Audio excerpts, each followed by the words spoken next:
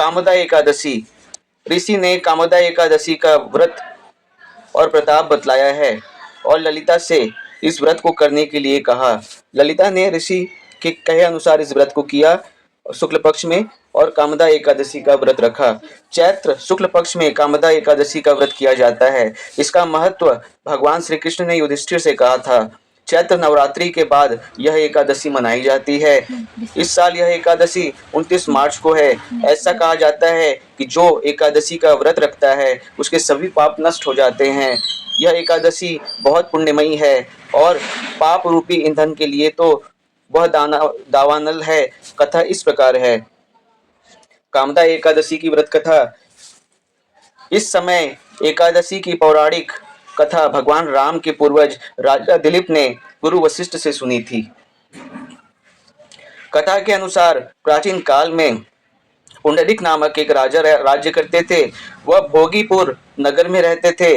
राजा प्रजा के लिए कोई काम नहीं करता था, किसी भी तरह प्रजा का ध्यान नहीं रखता था, हर वक्त भोग विलास में डूबा रहता था। और उसके ही राज्य में एक पति पत्नी रहते थे जिनका नाम ललित और ललिता था। दोनों आपस में सच्चा प्यार करते थे। ललित राजा ने यहाँ संगीत सुनाता था। ललित राजा के यहाँ संगीत सुनाता था। एक दिन राजा की सभा में ललित संगीत सुन रहा था कि तभी उसका ध्यान अपनी पत्नी की ओर चला गया और उसका स्वर बिगड़ गया। इसे देखकर राजा पुंडलिक को बहुत क्रोध आया और क्रोध 7वें आसमान पर पहुंच गया। इतना क्रोध कि राजा क्रोधित में आकर ललित को राक्षस बनने का श्राप दे दिए। राजा के श्राप से ललित मांस खाने लगा और राक्षस बन गया। अपने पति का यह हाल देखकर ललिता बहुत दुखी हुई। पति को ठीक करने के लिए हर समय उपाय पूछती रहती थी। ललिता का पति भयंकर मुख वाला, विकराल आंखों वाला, देखने मात्र से डरा देने वाला दिख रहा था। ललिता अपने पति की विकराल आकृति से मन में देखकर बहुत ही चिंतित थी। भारी दुख से कष्ट पाने लगी। वह रोती हुई घने जंगलों में पति के पीछे पीछे घूमती थी। वन में उसे एक सुंदर आश्रम दिखा। ललिता शीघ्रता के साथ वहां गई और मुनि को प्रणाम किया और मुनिदेव के सामने खड़ी हो गई। मुनि बड़े दयालु थे।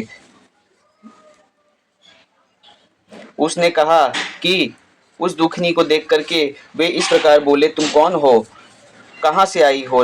ललिता ने कहा, मेरा नाम ललिता है। मेरे स्वामी अपने पाप दोष के कारण राक्षस जैसे हो गए हैं। उनकी यह अवस्था देखकर मुझे चैन नहीं है। इस प्रकार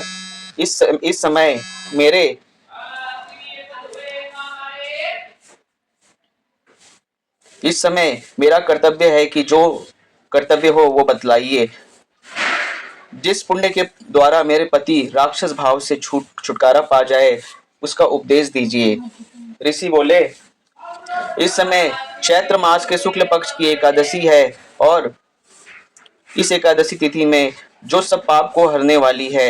इस व्रत का जो पुण्य हो उसे अपने स्वामी को दे डालो। पुण्य देने पर क्षण भर में ही उसका पाप दोष समाप्त हो जाएगा।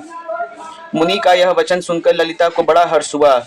उसने कहा कि उपवास करके उसने एकादशी का उपवास किया और द्वादशी के दिन उन ब्रह्म ऋषि के यहाँ समीप गई और समीप ही भगवान वासुदेव से अपने पति के उद्धार के लिए प्रार्थना करने के लिए वचन करने लगी। मैंने जो यह कामदा एकादशी किया है, इसके पुण्य के प्रभाव से मेरे पति राक्षस भाव से दूर हो जाए। वशिष्ठ जी ने बतलाया कि ललिता के इतना कहते ही ललित का पाप दूर हो गया। अब उसको अच्छा रूप मिल गया। उसका राक्षस रूप चला गया। इसके बाद ललिता भी राक्षस योनि से बाहर आ गई। वे दोनों अपने पति पत्नी कामदा के प्रभाव से पहले की अपेक्षा अधिक सुंदर हो गए। सभी को एकादशी के व्रत का पालन करना चाहिए।